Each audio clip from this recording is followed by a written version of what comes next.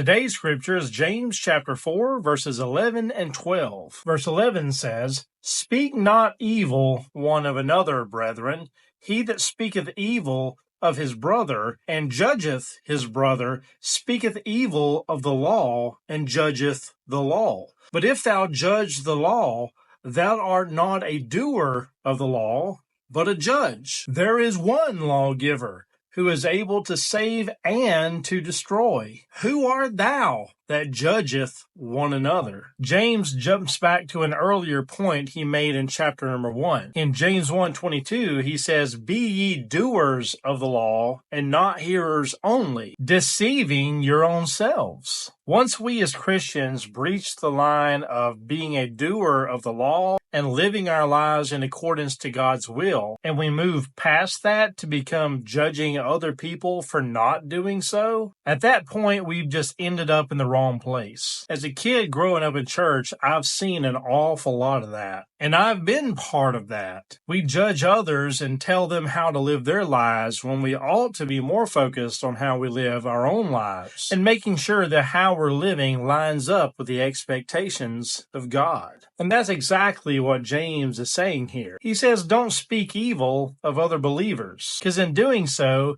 you're stepping out of the boundary of being a follower of God and trying to become God himself, judging others because they don't live up to your own expectations. But the question is, do you really live up to God's expectations? That's what we ought to be focused on. Not judging others, but judging ourselves. The Bible even says, if we would judge ourselves, we ourselves would not be judged. The main thing we need to focus on doing is living our life pleasing unto God and encouraging others to do so. And the best way we can do that is to live by example. That's a great lesson to focus on today. I'm Pastor John, creating community by sharing scripture. God bless. Go tell the world it's not a story.